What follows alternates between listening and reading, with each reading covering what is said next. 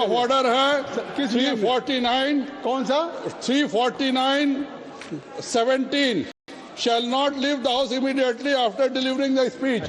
ये भागने के आदि है और अभी भाग गए हैं अपना स्पीच खत्म करने के साथ। इस तरह के व्यक्ति को बोलेगा श्री अनुराग ठाकुर जी, श्री अनुराग ठाकुर जी। धन्यवाद सभापति महोदय। पहले ये होता था कि हमारे भाषण के बीच में राहुल जी भाग जाते थे, अब तो ये स्थिति आ गई कि पहले भागना शुरू कर दिया है, क्योंकि जिनको झूठ बोलने की आदत होती है वो ज्यादा देर टिक नहीं पाते। ना उनके आरोप टिक पाए कभी, ना ये नेता कभी टिक पाए। और उनके भाषण के बाद मैं शुरुआत तो ये कहूंगा, एक अरसा हुआ कि आप नींद से जागे नहीं। कृपया आप लोग कितना बदल गया भारत हो जाए, मगर आप माने ही नहीं। Kindly I will request to everybody, kindly take your seat. Kindly take your seat. Please. बोले सर। एक अरसा हुआ कि आप नींद से जागे ही नहीं। कितना बदल गया भारत मगर आप माने ही नहीं।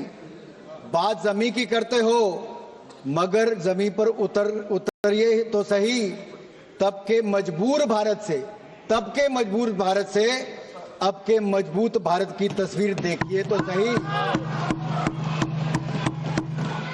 सर ऐसा लग रहा था कोई दंगल में उतर आया है। सर ग्रिप की बात कर रहे थे और अपनी कमजोरी दिखाकर चले गए। इन लोगों ने अपने समय अर्थव्यवस्था को इतना जकड़ा था भ्रष्टाचार के कारण कि दुनिया की लड़खड़ाती चरमराती अर्थव्यवस्थाओं में भारत को लाकर खड़ा कर दिया था। मोदी सरकार आने के बाद लड़खड़ाती चरमराती नहीं, दुनिया की चौथी बड़ी अर्थव्यवस्था भारत बन गया। वो निर्मला जी की मुस्कुराहट की बात कर रहे थे। मोदी सरकार में एक के बाद एक ऐसा निर्णय हुआ है। आज महिला शक्ति को देखिए, देश की राष्ट्रपति भी महिला है और देश की वित्त मंत्री भी महिला है। 9 बार लगातार इतिहास रचने के लिए और देश को बजट देने के लिए मैं ऐतिहासिक बजट पर माननीय निर्मला सीतारमण जी को बहुत बहुत बधाई और साधुवाद देता हूं। केवल बजट ही नहीं दिया, 140 करोड़ भारतीयों को मुस्कुराने का आपने कारण दिया है। माननीय अध्यक्ष जी, मैं आभार प्रकट करता हूं नेता सदन और देश के प्रधानमंत्री मोदी जी का, जिन्होंने मुझे बोलने का अवसर दिया। देश की वित्त मंत्री महिला है और हमारे माताओं बहनों में बजट और बचत की जो समझ है वो भगवान का आशीर्वाद है। वे किचन भी संभालती हैं, सबकी जरूरतों को भी पूरा करती हैं, बचत भी करती हैं और भविष्य के लिए योजनाएं भी करती हैं, भविष्य के लिए पैसे भी बचाती हैं। हमारी माताएं बहनें ईज ऑफ मैनेजिंग बजट में निपुण हैं। हम भारतीय सनातन धर्म और समृद्ध परंपराओं को मानने वाले लोग हैं। संसार में 3 सबसे महत्वपूर्ण दायित्व हैं, ज्ञान, शक्ति और धन, जो मातृशक्ति के जिम्मे है। ज्ञान के स्वरूप में माता सरस्वती विराजमान है, शक्ति के रूप में माता दुर्गा विराजमान है और समृद्धि के रूप में माता लक्ष्मी धन, वैभव और कल्याण का आशीर्वाद देती है।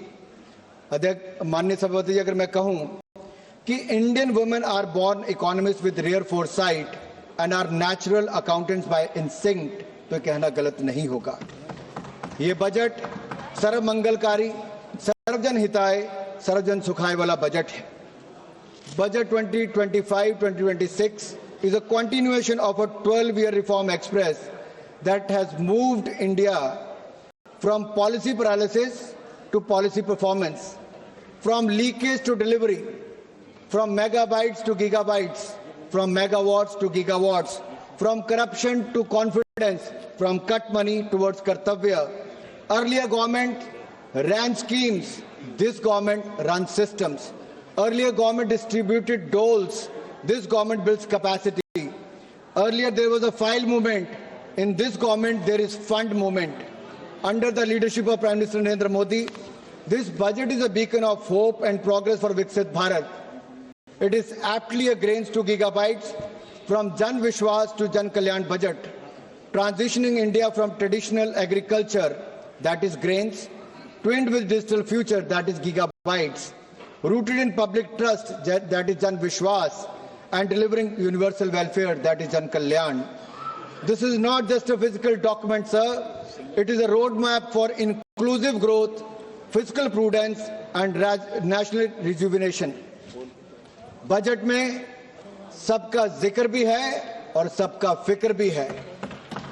सरकार की सोच स्पष्ट है, कोई छूटे नहीं, कोई रूठे नहीं, सबके लिए इस बजट में कुछ ना कुछ है। जहां इनके समय विकास की पगडंडियां नहीं थी, वहां हम विकास की एक्सप्रेस लेके जा रहे हैं। यूपीए के 10 साल और एनडीए के 10 साल की बजट का तुलना करोगे तो इनका बजट ड्राइंग रूम में बनता था, हमारा जमीन से जुड़ा हुआ बजट है। इनका बजट पॉलिटिकल डॉक्यूमेंट था, मोदी सरकार का बजट सबकी भागीदारी वाला नेशनल मिशन है। जब हम बजट निर्माण पर चर्चा करते हैं तो किचन से लेकर कारखाने तक, गांव से लेकर शहर तक सबकी आकांक्षाओं को शामिल करते हैं। मोदी सरकार के 4 आयाम, गरीब, महिला, युवा और किसान। इसका मतलब है युवा की उड़ान, महिला का सम्मान और सशक्तिकरण, गरीब का उत्थान और किसानों की समृद्धि की प्रगति, ये 4 प्रमुख स्तंभ हैं। ये बातों का बजट नहीं, ये वादों का बजट नहीं, ये विश्वास और नवाचार का बजट है। ये विकसित भारत का बूस्टर डोज होने वाला बजट है। हमने इसके 3 कर्तव्य निश्चित किए हैं जो इसका आधार है। उत्पादकता को बढ़ावा, लोगों की आकांक्षाओं को, जो हुआ है, जो किसानों के साथ हुआ है, डेटा के साथ हुआ है, डिफेंस के साथ हुआ है, एनर्जी सिक्योरिटी के साथ हुआ है, कोई प्रधानमंत्री नहीं कर सकता है नॉर्मल सिचुएशन में। वो जब ही करेगा जब किसी ने मतलब चोक लगा रखा है, ग्रिप ले रखी है और चोक लगा रखा है। आर्टिफिशियल इंटेलिजेंस एप्लीकेशन जैसी कटिंग एज टेक्नोलॉजी के साथ इंटीग्रेट करें। This budget carries forward the A to Z reform express running towards a Viksit Bharat. A for A, Annadata to Ankalyan. B, bold reforms to Biopharma Shakti. C, chips and semiconductors to connectivity. D, drone Siddhi to digital India and defense modernization. E, education excellence to electronics and energy independence. F, fiscal prudence to fintech revolution. G, Garib Kalyan to G, Gram G and GST reforms. H, health revolution to housing for all. I, innovation to infrastructure and IT revolution and income tax reforms. G, Jan Dhan to Jal mission. K, Khelo India and Khadi rejuvenation to Kisan Samman. L, livelihoods to labor reforms. M, manufacturing and MSME to make in India and medical colleges. N, Nari Shakti to nutrition. O, orange economy to opportunity creation. P, pulses and productivity to Purvodaya and Pragati. Q, quality of governance and quantum computers. R, railway to R&D and rural revival. S, startup India and stand up India to skill India and Saksham Sugme Samrit Bharat. T, telecom and technology relevation to tech simplification. U, urban transformation to Udan Unnati. V, Vanchit Vikas to Viksit Gram to Viksit Bharat. W, world class infrastructure to waterways. X, sports to X factors. Y, Yuva Shakti to Yugain Bharat. And Z, zero tolerance for corruption to zero poverty Bharat. This reform express has no brakes, sir.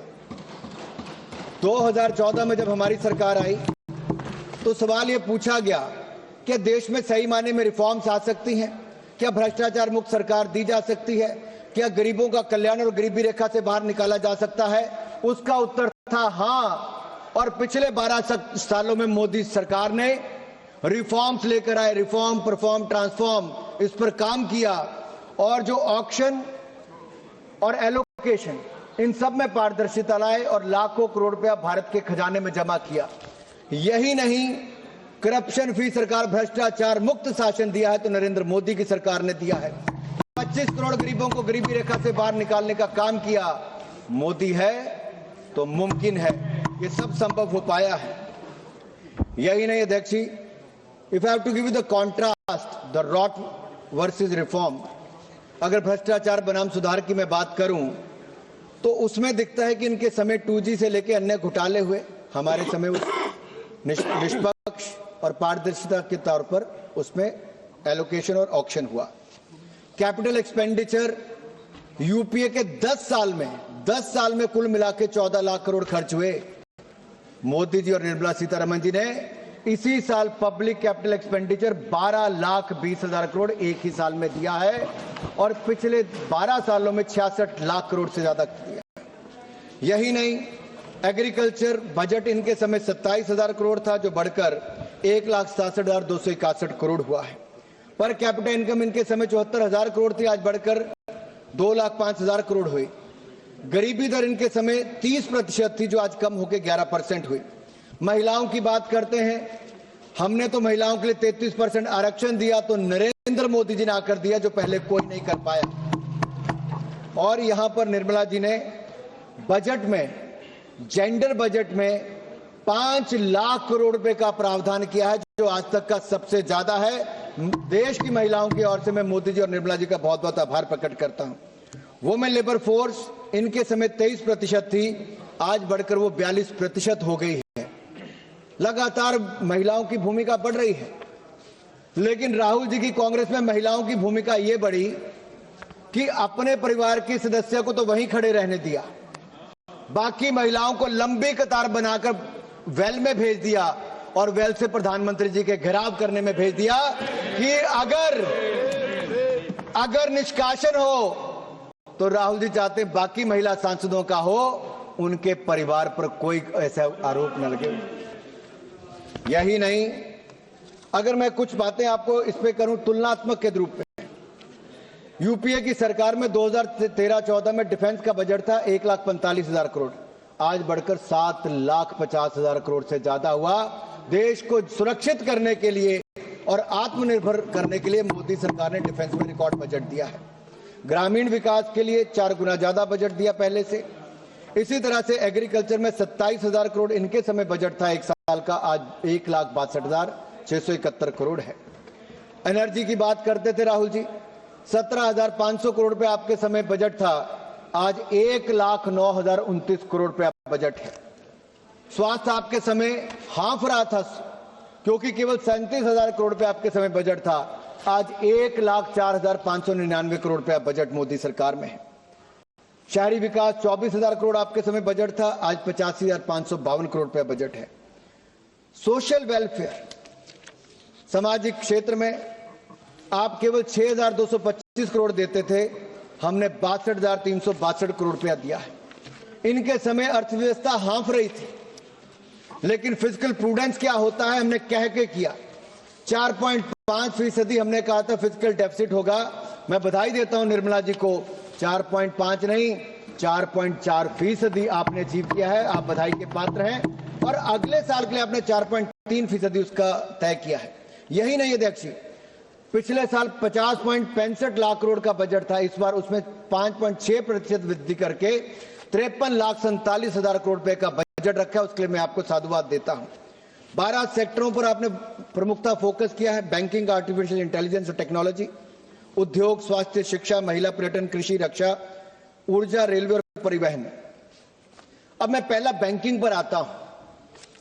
ये जो grip की बात राहुल गांधी कर रहे थे ना साहब, ये ऐसी ग्रिप इन्होंने बैंकिंग सेक्टर पर लगाई थी कि 12 में से 11 बैंक पीसीए फ्रेमवर्क में थे। यूपीए सरकार में हमारी सरकार आई, मोदी जी 5R रिफॉर्म्स लेकर आए। हमने पिछले 10 सालों में 10 लाख करोड़ की बैड लोन रिकवरी की है, 10 लाख करोड़ रुपए की बैड लोन रिकवरी की है। और इस साल हमारे बैंक 2 लाख करोड़ रुपए से ज्यादा मुनाफा कमाने वाले अपने आप में रिकॉर्ड है। यही नहीं, अगर मैं जीएनपी की बात करूं, ग्रॉस नॉन परफॉर्मिंग एसेट की, अटल जी जब सरकार में आए तो 16% था, उन्होंने कम करके उसको 7.6% किया। यूपीए की सरकार में वापस बढ़ के 12.3% हो गया। हमारी सरकार में, मोदी सरकार में उसको कम करके 2.31% पे लाए हैं। ये रिकॉर्ड है साहब।